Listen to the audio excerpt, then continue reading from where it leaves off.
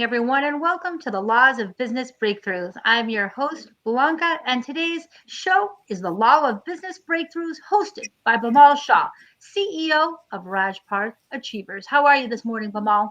Great, awesome. Thank you for having me here. Fired up. All right, it's a pleasure. I always say I love to start my week off this way because it's always full and packed of positive business energy. So, what are you teaching us about today? The beginning. This is one of the most important things that many entrepreneurs don't get it right and they fail because it's so important. If you get the beginning right, most of the other things fall through. And a lot of people, when they start, they want to just start because let's just see how it goes. For example, you have a product or idea in the business and you will say, okay, let's launch in the market and see how they react. Sometimes it may be better to test the product get a feedback from few of your people that ideal customers, ideal prospect, to see if the market is going to buy into your product or not. And that is so crucial. And to get the beginning right, you have to at least also get the ending and know what you want as a result. And there are some key factors that you want to make sure that you get the beginning right. And many people just say, I'll target anybody and everybody to make money, and that could be the worst mistake you could make. The narrower the niche, the bigger your check.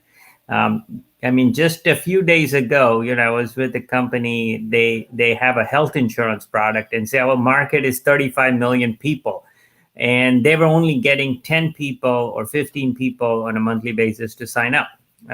But when we changed the strategy to a database of only 55,000 independent contractors, their numbers jumped to 100, 10 times.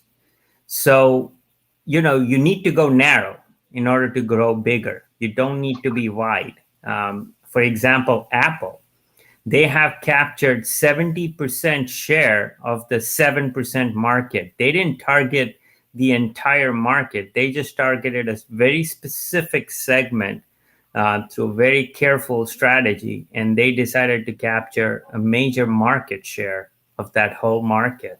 Does that make sense? Oh, absolutely, without a doubt.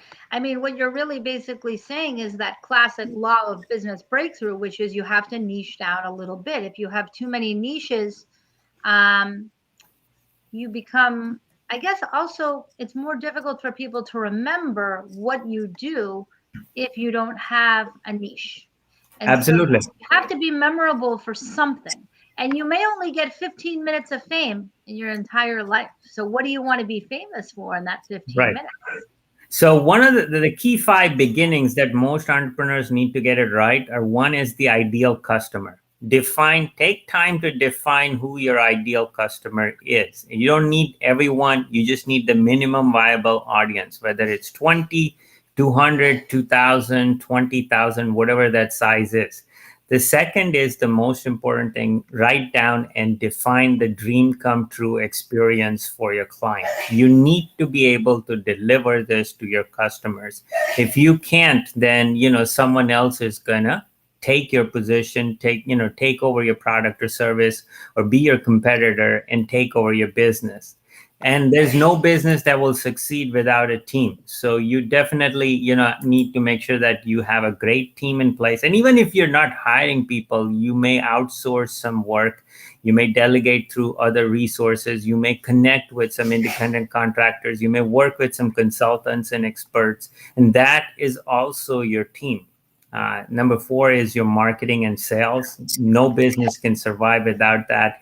And the most important critical aspect: tracking and accountability. You should be able to track everything that you do. That's one piece that many businesses miss, is the tracking and accountability.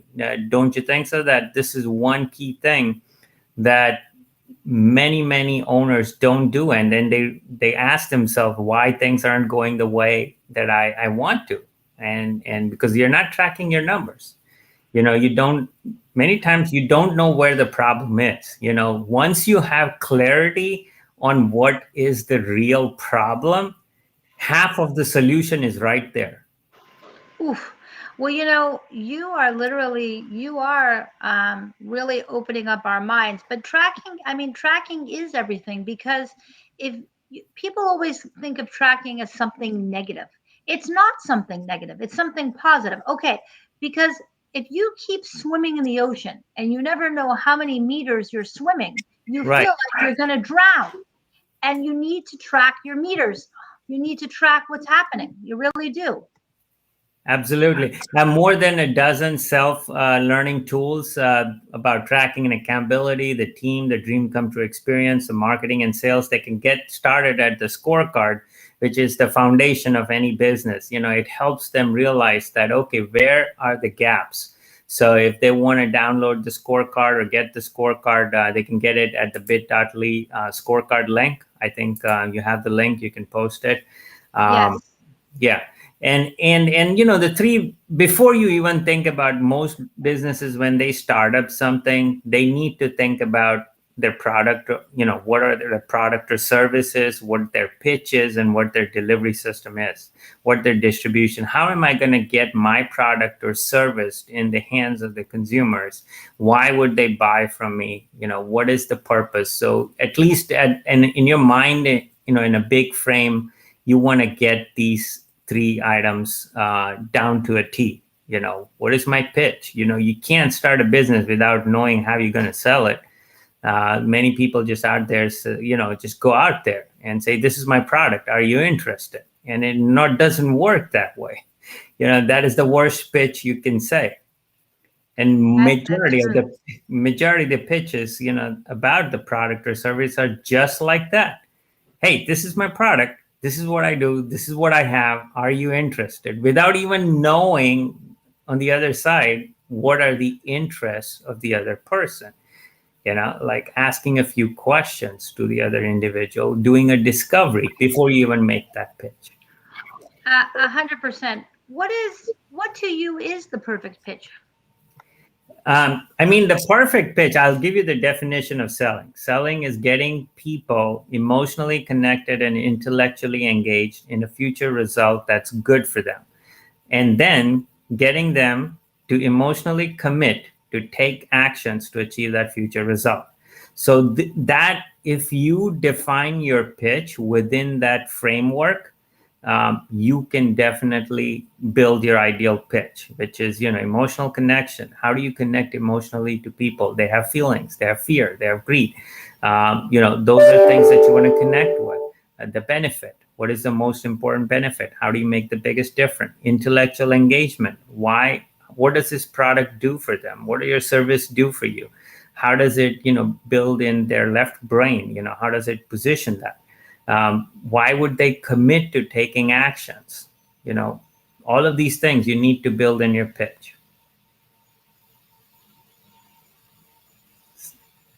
Oh, your voice is gone, Al.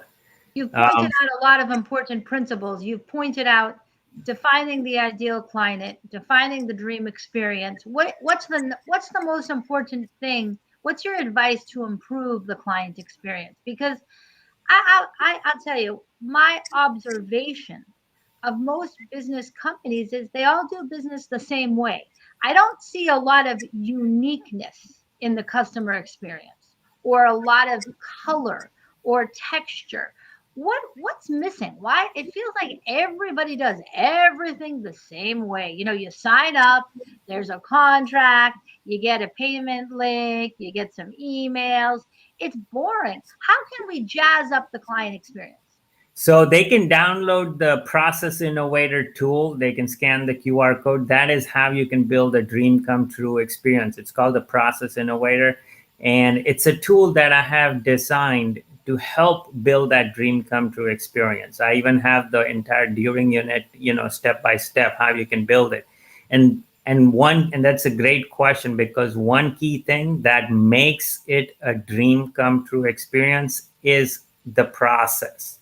Most people have not defined what happens from beginning to end in your dream come true experience. How does it start? What happens in the very beginning? How does it move to the next stage? What happens in step number 3? What happens in step number 4? Why is it this the most effective way? How does the customer feel that this is a unique and different from everybody else in this step? You have to make it perfect for your customer. You don't have to necessarily make it perfect for you, but you have to make it perfect for your customer. And that is the tool that would help them do that. That is a great question, and they absolutely need to start there. And what people can start is also just think about 5 areas where you want to get the beginning right. I mean, if you think about the Olympics, we are in the Olympics right now, right? If you look at all the games and all the athletes, many of the athletes who begin right, they finish right, right? If you think about, yesterday I was watching, and the skater, who from Japan, he was the youngest one. And if you look at how he does it, and the amazing things that he does and the precision that he had, it all started with how he takes the beginning flip on the rail with his wheels on the edge of the whole rail, and then coming down with a perfect balance. Similarly, on gymnastics, Simone Wales, I think, the U.S. gymnast, she's amazing. And the way she does it, and she does like 4 or 5 midair flips and lands on her 2 feet, which is impossible and never done in history. And she was the first one to do it. But if you think about it, that comes with practice, and that comes with doing it step by step, right? Similarly, in business, we have to identify every single step and get it right. Go to the Linktree. There's so many tools and resources, free tools for people to get their beginning right and make it amazing. And that is the key. You have to deliver a dream come true experience. That makes you unique. Well, everybody, if you're having challenges delivering the dream come true experience or any of the components, finding your niche, finding your perfect customer, finding your perfect team. With respect to the team, offshore resources, independent contractors are very, very good. However, there's a lot of weather conditions that appear to affect their consistent attendance. Have you experienced that? That can happen when you're working with teams overseas, and that can also happen when you have time gaps with working with team overseas. But again, the world is huge.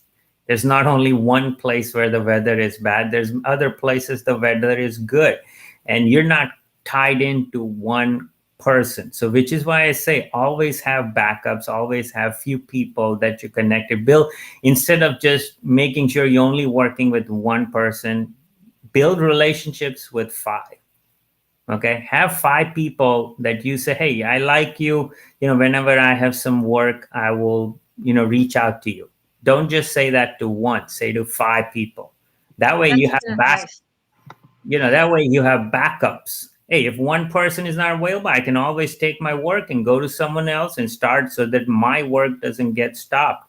And relationships make money. You don't have to necessarily transact and say, well, I'm not sure if I need this person right now, but he looks great. But you build that relationship and say, whenever I need you, I'll reach out to you. Is that okay with you? Where can I reach you? What's the quickest way to reach out? Everybody has a quick way of connecting, and you should ask them what is their favorite and most effective method of communication. You'd be surprised, for everyone it's different. Well, that's a phenomenal piece of advice, is to diversify and have plan Bs, have multiple people that you can rely on, so that if one breaks down, you always have a plan B. It's important to have a plan B. It really is. Even, if you're hosting a webcast or a podcast, you have your one guest, but you need to have a backup guest, because things happen in life where people cannot be available. Or, maybe they just wake up one day and they're not feeling well. We're all human. So you have to definitely have the backup experience. So with 30 seconds left in the show, I'm going to open it up for Q&A. If you ask Bimal a question, you can win a copy of his book. But in the meantime, go to his Linktree, the 1-year breakthrough, where you can have lots of tools that you can use to really, really develop your business and take it to the next level. And so, Bimal, what's your number 1 law of business breakthrough today? Define a definitive, deliverable, desirable, measurable, valuable result. In your business, make sure the result that you want to deliver to your customer is definitive, deliverable, desirable, measurable, and valuable.